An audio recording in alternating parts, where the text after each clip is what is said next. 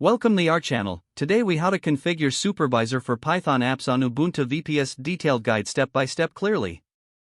Start by connecting to your Ubuntu VPS using SSH. Use the command ssh your username at your VPS_IP to log in. Update your package manager by running sudo apt update. Install Supervisor with the command sudo apt install Supervisor. Once the installation is complete, verify that Supervisor is running by executing sudo system_status supervisor. Next, navigate to the Supervisor configuration directory with cd/etc/supervisor/confd. Create a new configuration file for your Python application using sudo nano your_app.conf.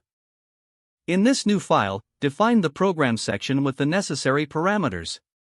Set command to run your Python app, such as command equals python3/path/to/your/app.py. Specify the directory where your app resides with directory equals /path/to/your. Use autostart equals true to ensure it starts automatically with Supervisor. Set auto restart equals true to have Supervisor restart your application if it crashes. Optionally, configure stir_log file and stout_log file for logging. Save the changes and exit the editor. To collect the new configuration, run sudo supervisor reread. Update Supervisor using the command sudo supervisor update. Now, start your application with sudo supervisor start your app. To check the status of your application, run sudo supervisor status. If needed, you can view logs using tailf/path/to/your/log file.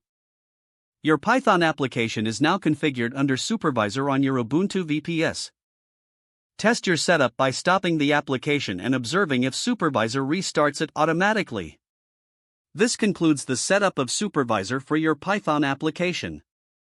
If the page does not load, refresh the browser or try again in a private or incognito window. Make sure you are using the correct email address, then retype it carefully to avoid small typos.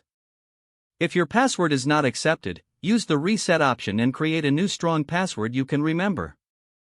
Check your spam folder for verification or security emails, then complete any requested confirmation steps.